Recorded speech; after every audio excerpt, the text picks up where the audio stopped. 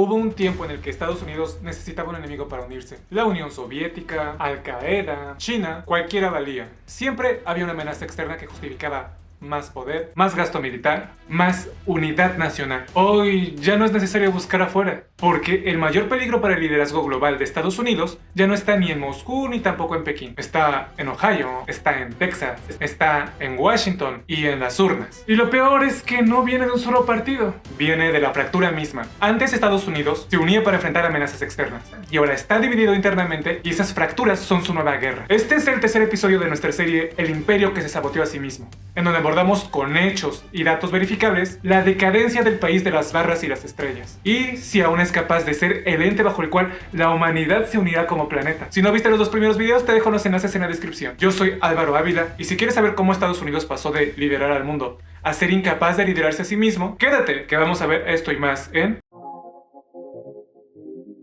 Ecos Financieros, un espacio de geopolítica, economía, finanzas e inversión.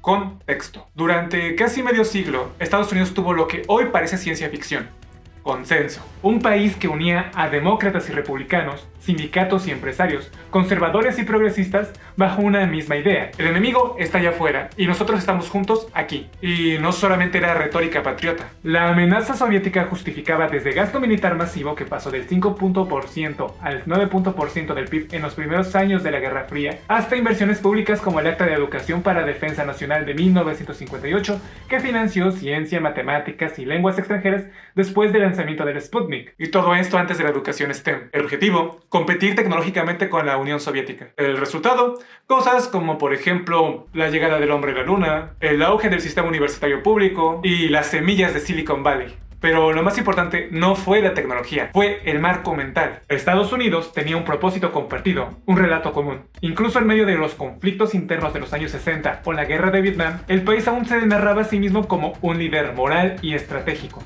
Hoy ni siquiera se pone de acuerdo en quién ganó las elecciones. Pero ¿cuándo empezó a romperse el consenso en Estados Unidos? Muchos apuntan al 11 de septiembre del 2001 como el punto de quiebre. Aquel ataque unió momentáneamente al país, pero lo que vino después fue una cadena de errores estratégicos. La guerra de Irak, basada en información falsa, marcó el inicio de una desconfianza profunda hacia el gobierno. Armas de destrucción masiva, que serían recibidos como libertadores, al final fueron patrañas para justificar una invasión que los estadounidenses no iban a apoyar. Y sí, ya sé que tenía una jugada geopolítica distinta para reforzar la presencia estadounidense en Medio Oriente y tratar de cerrarle el grifo de petróleo a China. Sin embargo, las maneras no fueron las correctas. Puede ser que la guerra contra el terrorismo dio pie a una excusa para vigilar a los propios ciudadanos. La herramienta legal, la USA Patriot Act, aprobada en octubre de 2001, otorgó poderes extraordinarios al gobierno para interceptar comunicaciones, acceder a registros privados y vigilar sin orden judicial bajo la justificación de seguridad nacional.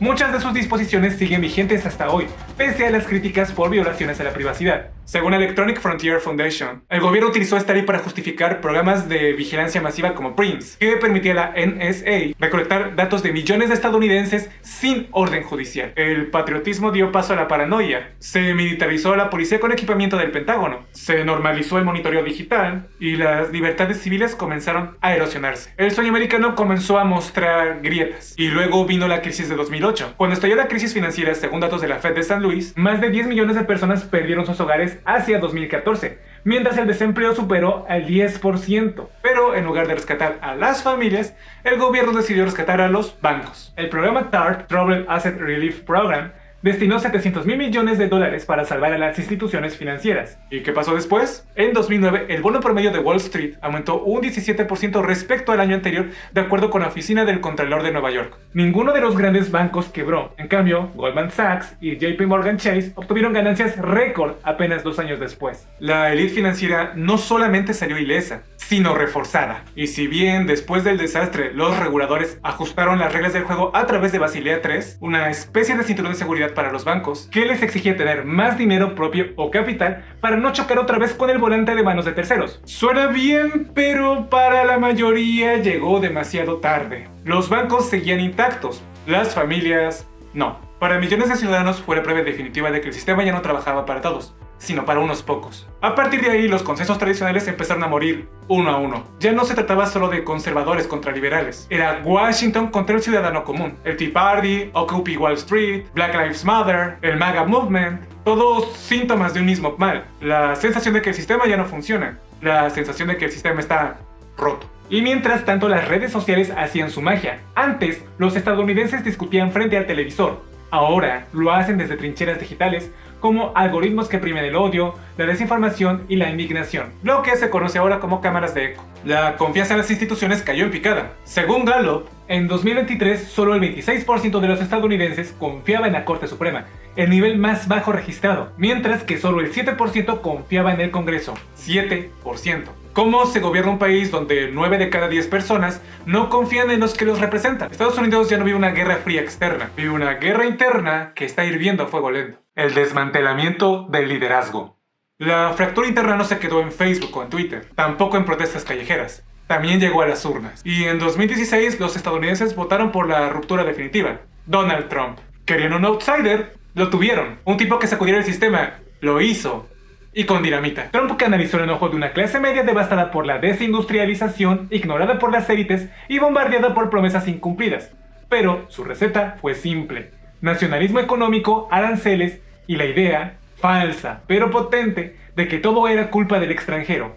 China, México, la OTAN, la OMS, todos menos Wall Street o Washington. Su política de America First no reconstruyó la industria, pero sí destruyó décadas de diplomacia económica. Anuló el que iba a ser el tratado de libre comercio más grande del mundo con Asia, que había negociado Barack Obama solamente porque era de él, el TPP. Saboteó la Organización Mundial del Comercio, puso en jaque a la OTAN y encendió guerras comerciales con medio planeta. Resultado, según el Peterson Institute, para 2019 los aranceles impuestos por Trump equivalían a un aumento de impuestos de más de 57,000 millones de dólares. Tanto para los consumidores como para las empresas estadounidenses. Lo paradójico es que Trump no inventó el declive, pero lo aceleró. Hizo de Estados Unidos un país menos confiable. Y en geopolítica, la confianza es poder.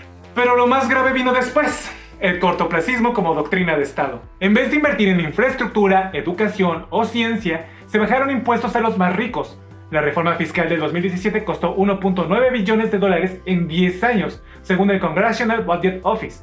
Se ignoró el cambio climático y se usó la Reserva Federal como un botón de emergencia para inflar los mercados cada vez que algo tambaleaba. Y eso que acabo de mencionar fue en 2017, cuando la guerra comercial estaba muy acotada entre China y Estados Unidos. Imaginen el daño comercial que ocasionará la nueva guerra comercial trumpista que pretende implementar contra todo el planeta. Más información en el video de acá arriba. Y entonces llegó la pandemia, una catástrofe sanitaria, económica y social que dejó al desnudo un sistema desfinanciado, polarizado e incapaz de responder con coherencia. De acuerdo con el Centro para el Control y la Prevención de Enfermedades, CDC por sus siglas en inglés, Estados Unidos tuvo más muertes por este virus que cualquier otro país del mundo. La paradoja, el país más rico fue uno de los menos preparados. La respuesta económica fue veloz, con paquetes de estímulos sin precedentes, pero también sembró las semillas de la desigualdad. Las acciones se dispararon, el patrimonio de los multimillonarios creció en un 70% entre marzo de 2020 y octubre de 2021. Esto según el Institute for Policy Studies. Mientras tanto, millones perdían empleo,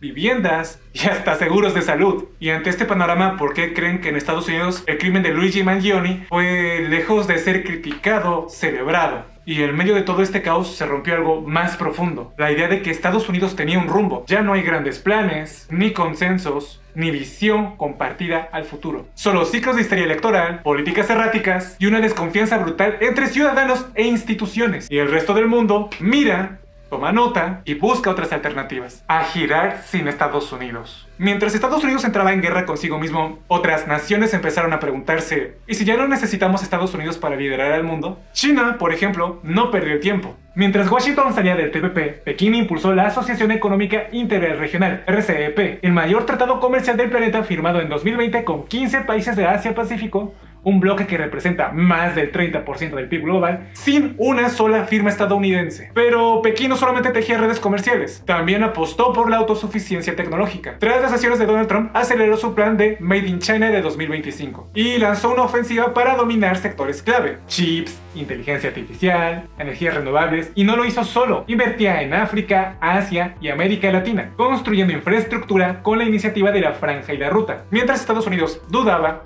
China ejecutaba. Y en medio del caos global post-pandemia, los BRICS renacieron. Lo que empezó como un grupo informal se transformó en una coalición con ambiciones reales. En 2024 incorporaron nuevos miembros como Arabia Saudita, Irán y Egipto, consolidando un bloque energético y financiero con peso real. Discutieron su propia moneda comercial, empezaron a hacer transacciones en yuanes, rublos o rupias, y lo impensable empezó a sonar posible: un sistema internacional sin el dólar en el centro. Recordemos que en marzo de 2025 China lanzó su red de pagos transfronterizos basada en el yuan digital, que permitió hacer transferencias entre Abu Dhabi y Pekín en tan solo 7 segundos, dejando por los suelos al sistema estadounidense SWIFT, que tarda entre 3 y 5 días. ¿Qué hacía Washington mientras tanto? Ponía aranceles, amenazaba, se retiraba de foros internacionales, insuflaba de aliento vital a su viejo enemigo y sobre todo enviaba un mensaje claro al resto del mundo: ya no somos predecibles ni confiables. La influencia de Estados Unidos aún no ha desaparecido, pero está empezando a diluirse. En diplomacia no basta con tener armas o dinero. Se necesita de legitimidad, de visión y constancia. 3 cosas que Estados Unidos está perdiendo mientras gira en círculos. Y el mundo tomó nota. La gran ironía es que al final, el mayor obstáculo para Estados Unidos no ha sido ni China, ni Rusia, ni la globalización. Ha sido Estados Unidos mismo. En vez de adaptarse al mundo cambiante, se fragmentó por dentro. La polarización política convirtió a cada elección en una batalla existencial.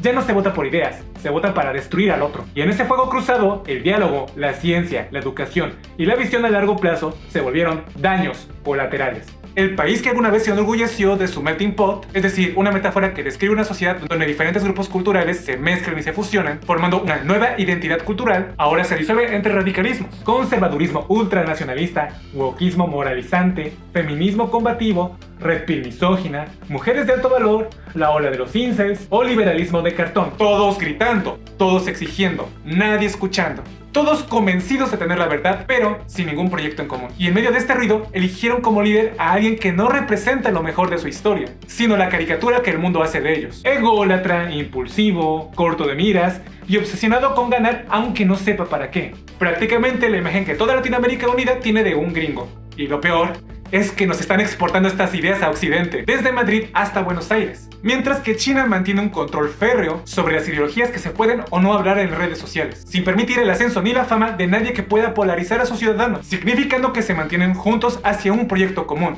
un futuro donde la humanidad depende de ellos y la mira como el líder del globo. El imperio que podía dominar el mundo, que parecía lideraría a la humanidad hacia las estrellas, está siendo víctima de su propia arrogancia, su propia división y la incapacidad de reinventarse. Y la gran pregunta ya no es si Estados Unidos podrá volver a liderar, sino si podrá sobrevivir a sí mismo. Después de todo, Roma no cayó por invasiones bárbaras, cayó cuando dejó de creer en sí misma. Pero, ¿tú qué opinas? ¿Estamos viendo el final del liderazgo global estadounidense o solo una de sus muchas reinvenciones? Si llegaste hasta aquí, te pido que por favor dejes tu like, comentes y compartas, y dale a la campanita de YouTube para que te avise cuando suba nuevos videos. Esto me ayudaría a que mi hoy pequeño canal pudiera crecer y llegar a más personas. Después de todo, es medio absurdo que la gran mayoría de este contenido salga desde España y no de Latinoamérica. En el próximo video de esta serie abordaré cómo Estados Unidos pudo haber cometido el error más grande geopolíticamente hablando de su historia: forzar a sus 2 más grandes enemigos a unirse contra él.